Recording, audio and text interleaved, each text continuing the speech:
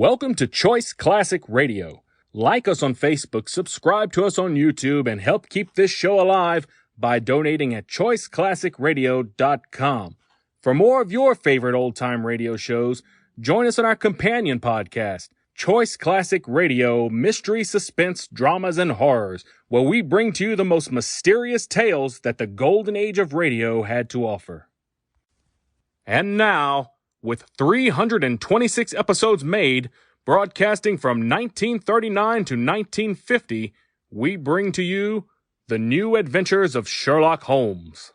This episode from the life of Sherlock Holmes will be transmitted to our men and women overseas by shortwave and through the worldwide facilities of the Armed Forces Radio Service. Petri Wine brings you Basil Rathbone and Nigel Bruce in The New Adventures of Sherlock Holmes.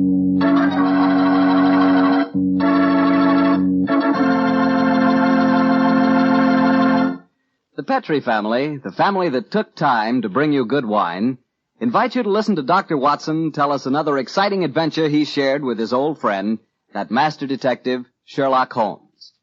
And if you don't mind, I'd like to suggest something that you might share with your friends.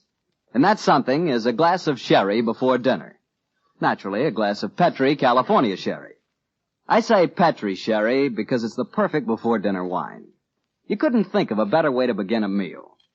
That Petri sherry has a beautiful, inviting color, like dark amber. And for flavor, well, you've heard sherry described many times as having a rich, nut-like flavor. But if you want to learn for the first time what those words, rich and nut-like, really mean, you just taste Petri sherry. It's wonderful. Serve Petri sherry by itself, or serve it with hors d'oeuvres, or those little cocktail sandwiches. And incidentally, if you prefer your sherry dry, not sweet, just ask your wine merchant for Petri Pale Dry Sherry. Well, the important thing to remember is if you want sherry, you want Petri sherry, because that means good sherry.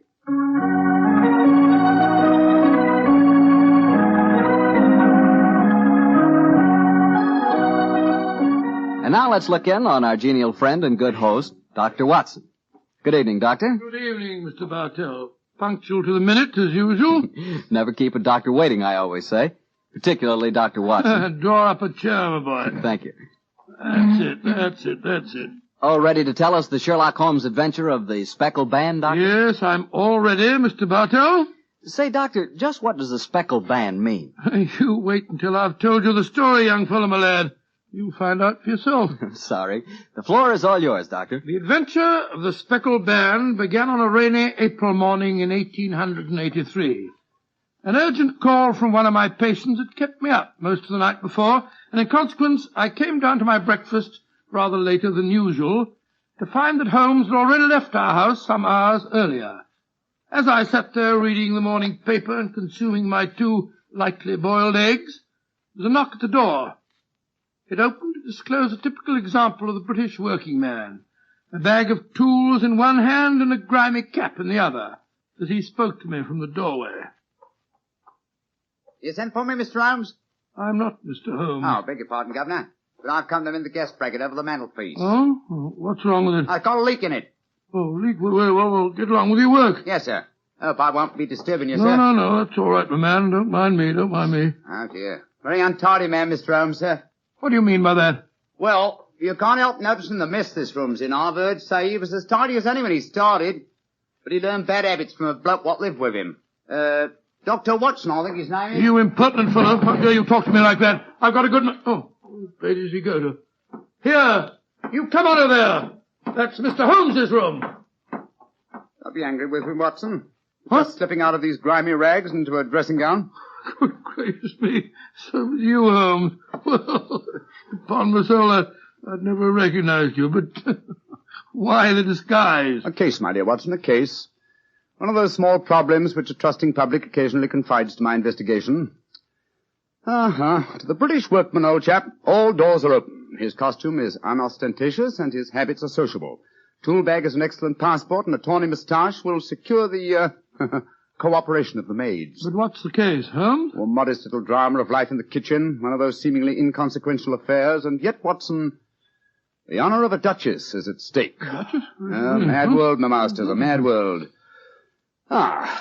now I feel a little more comfortable. Let's return to the sitting room, shall we? A strong cup of tea would be most acceptable. Oh, I wish you'd tell me about the Duchess and life in the kitchen, Holmes. Some other time, old fellow, some other time. At the moment, suppose you tell me what you know about Miss Helen Stoner. I received a letter from her this morning in which she informed me that she would be calling here at 11, and also that she was a friend of yours. Helen Stoner? Oh, yes, yes. A charming girl indeed. Pour me a cup of tea, Watson, and tell me about her. Well, I befriended her at the time of the tragic death of her sister 2 years ago. I told you about the case, don't you remember? The sudden death of Violet Stoner at an old house in Stoke Moran. Oh, yes. It all comes back to me now. There was an inquest, wasn't there, with a string of stupid, ineffective witnesses? Oh, ineffective? I was one of them. Oh, I'm sorry, old fellow. Then you were the exception, of course. Wait a minute. Let me see. I docketed the evidence on the case. Where is it? My scrapbook. Here we are. Let me see. Yes, S. Salisbury, Hatchet, Murder, Lord St. Simon. Here we are. Stoke Moran. Yes, I remember the affair well now. The villain of the piece was Dr. Grimsby Roylott, wasn't he? Yes, a dreadful fellow. He's the stepfather of the two girls. Violet, the one that died so mysteriously, and Helen, the one who's coming here to see you. Dr. Roylott has a pretty record. 55 years of age, killed his kit Magar in India, once in an insane asylum, married money, wife died. Distinguished surgeon. Well, Watson, I wonder what the distinguished surgeon has been up to now. Oh, some deviltry, I fear. Why do you say that? You remember that Miss Violet Stoner's death followed close upon the announcement of her engagement? Yes. Well, I met Miss Helen Stoner on the streets a few weeks ago. She told me that she'd just become engaged to a young fellow in the army who was leaving for the Far East. She was very upset at the thought of being alone with her stepfather at Stoke Moran. Oh, naturally she was. Dr. Roylott stands to lose a considerable sum of money in the event of his stepdaughter's marriage. Yes, they both had a trust fund which he administered only as long as the girls were unmarried. That fact was brought out at the coroner's inquest 2 years ago. But if Roylott did poison the other stepdaughter, and I'm pretty convinced that he did, it seems unlikely that he'd try it again. 2 sudden deaths in the same household could hardly pass the coroner. Oh, no, my dear Watson. You're making the mistake of putting your normal brain into Roylott's abnormal being. Oh, that must be Miss Stoner now. Yes, let me see. It's precisely 11 o'clock. Well, let's see what we can do for her. Well, I hope you can help her, Holmes. She's an extremely nice girl. Come in. Yes, Mrs. Hudson? There's a Miss Helen Stoner to see you, sir. She says she has an appointment. Show her in, please, Mrs. Hudson. Aye, sir. Come in, my dear. Thank you. Miss Stoner, I'm so glad to see you again. How do you do, Dr. Watson? And this must be your friend. Yes, Miss Stoner, I'm Sherlock Holmes. Sit down by the fire, won't you? Yes, please do, my dear. Hello, you're trembling with cold. It's not cold that makes me shiver. Tell me, Mr. Holmes, has my stepfather, Dr. Grimsby Roylott, been here? No, he hasn't. He saw me in the street. I dashed by him in a hansom cab, but he saw me. Our eyes met and he waved me to stop, but I came here as fast as I could. A very sensible move. Dr. Watson has already given me several hints as to your present problem, as well as having refreshed my memory as to the circumstances of your sister's death. My problem is a simple enough one, Mr. Holmes. I'm waiting to be murdered. No, my dear please girl. be a trifle more explicit, Miss Stoner. Very well, Mr. Holmes. My fiancé is leaving for the Far East today. When he leaves, I shall be alone with my stepfather at Stoke Moran. He plans to murder me just as he murdered my sister. What makes you say that, Miss Stoner? Many strange things have happened recently. For instance, he's just moved me into the bedroom in which my sister died. What reason did he give for changing your room? That my old one needed repainting. It didn't need it, but Dr. Roylott did need to move me into that horrible room. And other things have happened. I've heard the music again. Music? What music? My sister first heard it a few days before she died. I heard it myself on that dreadful night she breathed her last. Oh, Mr. Holmes, I'm terrified. Don't worry, my dear. Please don't worry anymore. You have friends to help you now. Do you mind if I ask you a few questions? No, of course not. Now, this music, does it seem to come from inside the house or outside? Well, it's hard to say. It sounds so faint. What's it like? A sort of soft droning sound. Like a flute or a pipe?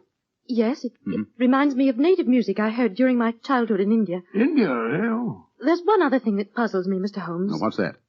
My sister's dying words. As she lay in my arms, she gasped out 2 words. Oh, what were they?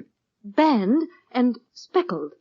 You remember that evidence from the inquest, don't you, Dr. Watson? Yes, I do. I couldn't make head or tail of it. So? Band, Speckled.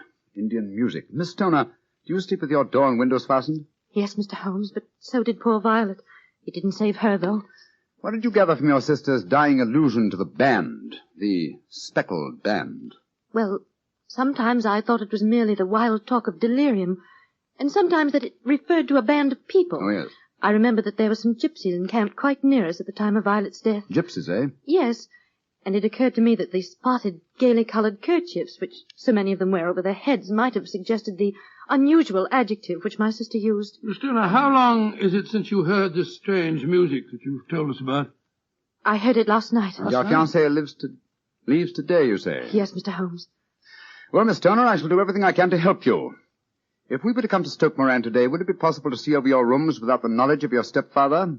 I think so. He told me this morning that he intended to take a late train home tonight. Ah, that's splendid. Watson, out with the timetable, old fellow, and look up the trains to Stoke Moran. Right you are, Holmes. That's my stepfather. I know it is. Oh, yes. Yes, there he is on the doorstep. Oh, Mr. Holmes, he's followed me.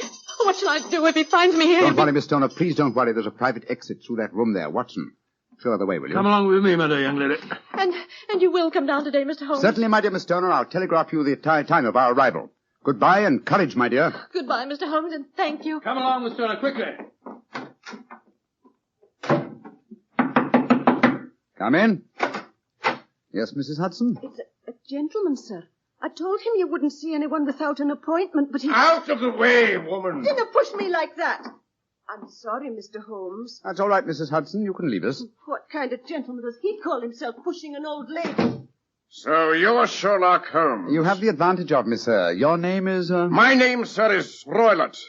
Dr. Grimsby Roylott of Stoke Moran. Oh, yes, of course. A charming place, I hear, and obviously good for the lungs. You won't trifle with me if you know what's good for you.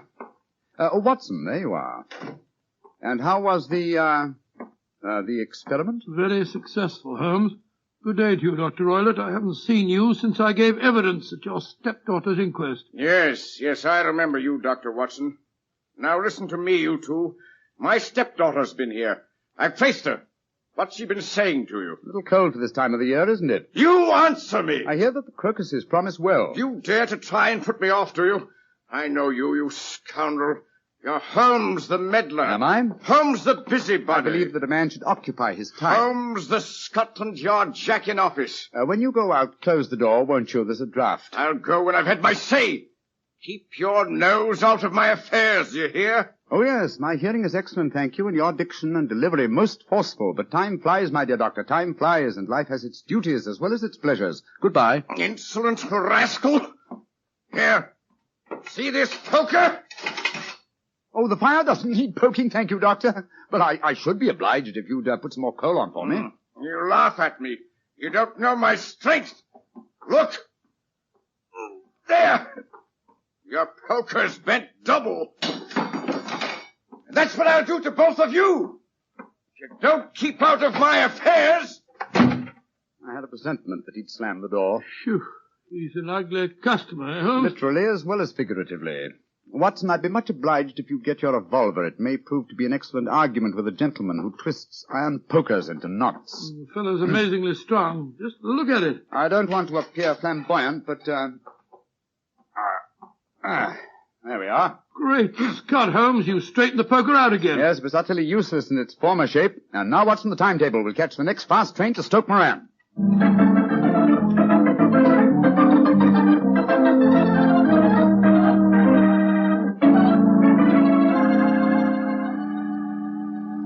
Oh, Mr. Holmes, Dr. Watson, I'm so relieved that you've come.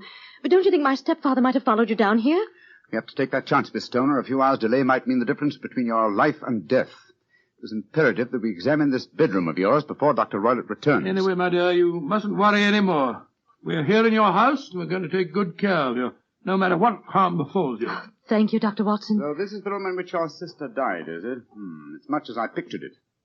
And Dr. Roylott's room adjoins this one, you say, Miss Stoner? Yes, Doctor, on that side. The room which adjoins it on the other side is my regular bedroom. The one that's being so conveniently painted, eh? Yes. Well, let's examine this room. No trap doors or sliding panels, I suppose. It sounds solid enough, Holmes. Yes, I think it is. Hello, what's this? Are you aware that this bed is clamped to the floor, Miss Stoner? Why, no, Mr. Holmes, I didn't know that. What an extraordinary thing. Was the bed in your other room anchored also? I don't think it was. Very illuminating. And this bell pull hanging against the wall above your bed. Oh, it doesn't work. It doesn't work, but if you want to ring.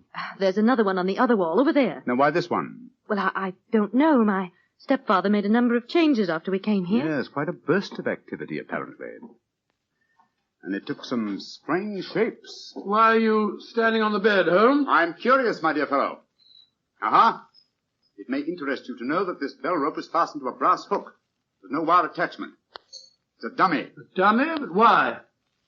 There's a small screen above it. It's a ventilator, I suppose. Yes, Mr. Holmes. Yes. A ventilator leading into your stepfather's room. Curious. I notice there's no means of opening the ventilator on this side. It can only be operated from your stepfather's room next door. I wonder if you'd mind taking us in there. Of course, Mr. Holmes. Follow me.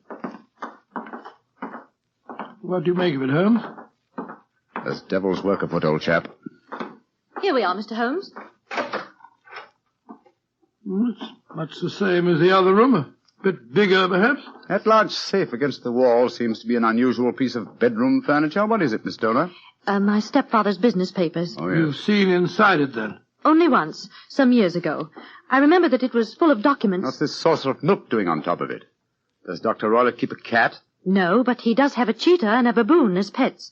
He brought them with him from India. Well, Holmes, a cheetah is just a big cat. True, but I doubt if a saucer of milk would go very far in satisfying the appetite of a cheetah.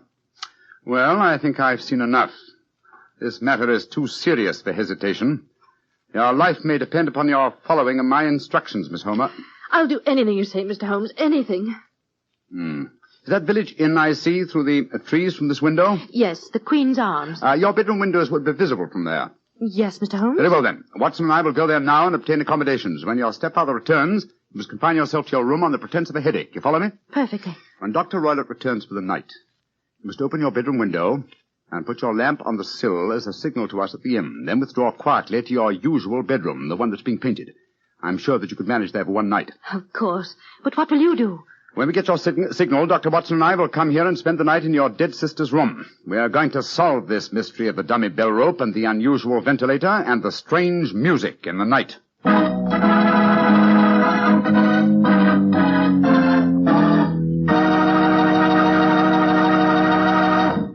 You'll hear the remainder of Dr. Watson's story in just a second, so I'm just going to point out that at any really important dinner, you know, like when diplomats get together, you'll find wine on the table. Because for years it's been a known fact that good wine makes good food taste better. Prove that to yourself tomorrow night by having your dinner together with a glass of Petri wine. If you prefer a red wine for any meat or meat dish, try a Petri California Burgundy. That rich, hearty red Petri Burgundy is really out of this world. Now, if you'd rather have a subtle, intriguing white wine, let's say to go with chicken or fish, then try Petri California Sauterne. But Sauterne or Burgundy, to make sure it's good, make sure it's Petri, won't you? Well, Doctor, it's a rattling good story so far. What happened next? You went to the local inn, I guess, and waited for that lantern to appear in the bedroom window at Dr. Roylott's house? That's right, Mr. Bartell. We had an early dinner at the Queen's Arms and then retired to our upstairs bedroom and sat there side by side, puffing away at our pipes, our eyes straining through the darkness for that telltale lantern to give us a signal that there was dangerous work ahead for us. As we sat there discussing the various aspects of the case, I remember that Holmes was very concerned about my own safety. Watson, I really have some scruples about taking you with me tonight. This is an infernally dangerous business. What about that poor girl, alone in the house with that fiend Roylott? I can handle the case by myself, old chap. I'm coming with you, Holmes. You speak of danger. You haven't seen more in those rooms than was visible to me. No, but possibly I've deduced a little more, and I imagine you saw all that I did. No, I saw nothing remarkable except the bell rope, and what purpose that could answer, I confess, is more than I can imagine. You saw the ventilator, too. Yes, but I don't think it's such an unusual thing to have an opening between two rooms. So small that a mouse could hardly pass through it. True, but at least you will admit there was a curious sequence of coincidences. A ventilator is constructed, a bell cord is hung from it, a lady sleeps in a bed directly below the ventilator, a bed that is anchored to the floor. The lady dies. Well, I begin to see what you're driving at, Holmes. Look. There's a lantern in Miss Toner's window. That's our signal, all right. Come on, Watson. Our night's vigil begins.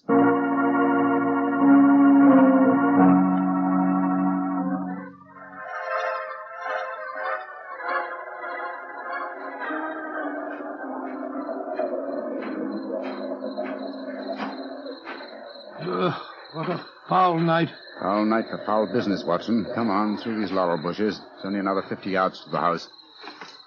Yes, the lantern's still burning away in the bedroom window. Yes, all the other lights are out. Including the one in Dr. Roylett's room. He must have gone to sleep. To bed, possibly, Watson, but not, I think, to sleep. Great heavens, Holmes. Look at that frightful creature leaping about in the moonlight. It looks like some hideous child. That's Dr. Roylett's pet baboon. But it looks positively human. Yes, probably a great deal more so than its master. Shh. They're directly below the window now. This ivy provides a most convenient ladder. I'll go up first. Careful, Holmes, careful. Wait a minute. I hope the thing's strong enough to hold us both. We look pretty stupid on our backs in the mud. Give me a hand, will you, Holmes? I can't quite get my leg up over this window ledge. Here you are. Thanks, old boy. Oh, say, phew. Now to close the window shutters.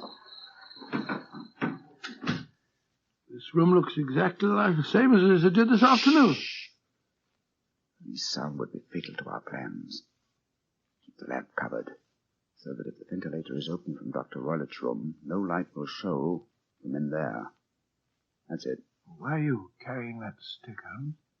Prepared for a visitor that I expect before the night is over. A visitor who will herald his entrance with faint music from an Indian pipe. You mean the music is a signal? Exactly, old fellow. The signal to an accomplice who can enter a room with locked doors, an accomplice who kills and leaves no trace. You mean that... Shh! No more talking, Watson. I'll sit on the edge of the bed here. You sit on that chair. Have your revolver ready in case you should need it. Right you are. Have the lantern ready, too. When I shout now, turn the light full on the top of the bell rope. You understand? Yes, perfectly. Good. Now we must wait. Perhaps for some time. But don't go to sleep, Watson. Don't go to sleep. Your very life may depend on it.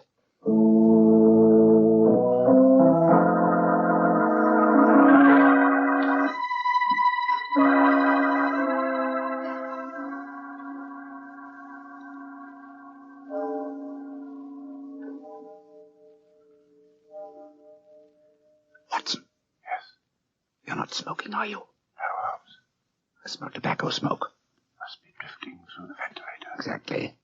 Dr. Roylett is up. Look. There's a tiny shot of light showing up in the ventilator. Shh. Listen. There's the music. Yes. Heralding the messenger of death. Have your lantern ready, Watson.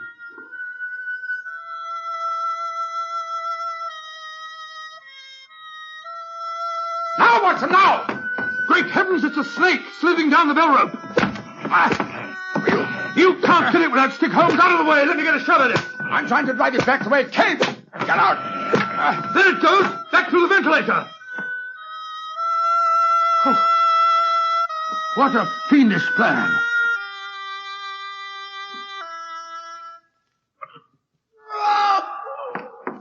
Great Scott, what's that? I think the devil has turned on its master. Come on, Watson, into Dr. Roylett's room. Dr. Roylett! Dr. Roylett! Doctor! Good Lord, Holmes. Look at him sprawled on the bed. Look at his eyes. Yes. And see what is coiled around his forehead. It's the snake. Yes, the band. The Speckled band. He's dead, Holmes. Yes, he's been bitten by the deadliest snake in the world, the Indian swamp adder. Its deadly fangs produce death within 10 seconds. Well, Watson, violence does in truth recoil upon the violent, and the schemer falls into the pit which he digs for another. What should we do now, Holmes? We must remove the macabre headgear from the dead doctor and return the snake to its den. Then I suggest that we tell Miss Stoner that there's no more danger under this roof. After that, we can turn the matter over to the local police. Our work is done.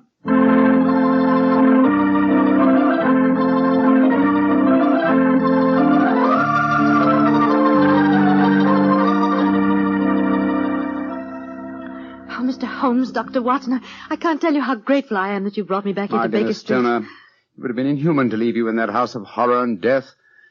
We have a spare bedroom, and Mrs. Hudson is a motherly and understanding woman, and I can assure you that Dr. Watson and I will be delighted to have you stay with us here until you've decided on your future plans. Yes, of course we will, my dear. As a matter of fact, it'd be rather refreshing to have a touch of youth about the place. You're both so kind.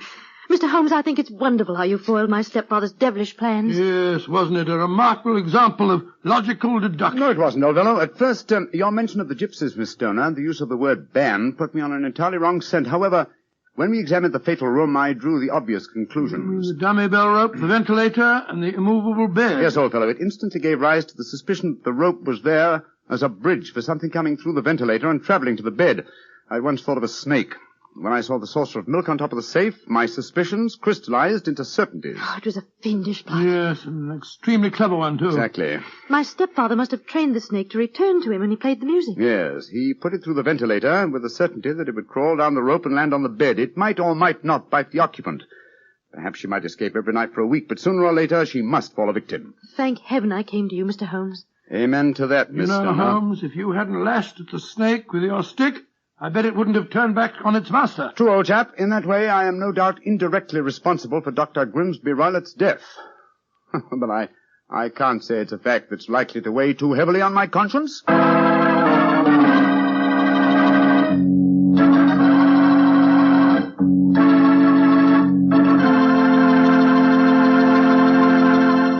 Doctor, that was quite a fascinating story. You know something? I'm not exactly a coward, but no kidding, my toes really curl when I get mixed up with snakes. Oh, not alone in that respect, Mr. Bartell. I must admit that I like to have a revolver and at least 20 feet between me and any snake that wants to cross my path. Well, if you want a revolver in 20 feet, I'll take a cannon in 20 miles. It's fortunate that you're a wine expert, Mr. Bartell, not a detective. I'm afraid you wouldn't, shall we say, find detecting to your liking? We certainly shall say it. And incidentally, I'm not a wine expert, Doctor. All I know about wine is that it either tastes good or it doesn't. And I also know that Petri wine always tastes good. The Petri family sees to that. The name Petri on the label is the personal assurance of the Petri family that every drop of wine in that bottle is good wine. And they know how to make it good because they've been making fine wine for generations. Handing down from father to son, every secret, every skill of the winemaker's art. Yes, the Petri family took time to bring you good wine. That's why, no matter what type of wine you wish, you can't go wrong with a Petri wine. Well, Dr. Watson, what new Sherlock Holmes story are you planning to tell us next week? Now, let me see. Now, next week, Mr. Bartell, I think I'll tell you an adventure that took place at a gambling casino in the south of France. It's a strange story of sudden tragedy and death. I call it The Adventure of the 00. Sounds swell. We'll all be listening. Get out, Mr. Bartell. Before I go, I want to say that every one of our friends bought war bonds to help our boys win the war. And now let's all buy victory bonds to help bring our boys back home again. Yes, and let's buy victory bonds to make sure that the men who were wounded will get the finest possible care. Those same victory bonds will help make the GI Bill of Rights a success, too. And they'll help provide for the families of those men who gave everything, including their lives. The men of our armed forces finished their job. Now let's finish ours. Buy victory bonds.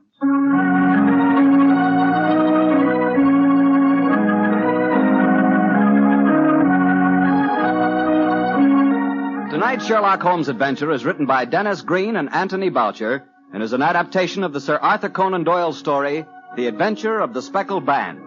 Music is by Dean Fossler. Mr. Rathbone appears through the courtesy of Metro-Goldwyn-Mayer and Mr. Bruce through the courtesy of Universal Pictures, where they are now starring in the Sherlock Holmes series. The Petri Wine Company of San Francisco, California, invites you to tune in again next week, same time, same station. This is Harry Bartell saying goodnight for the Petrie family. Sherlock Holmes comes to you from our Hollywood studios. This is the Mutual Broadcasting System.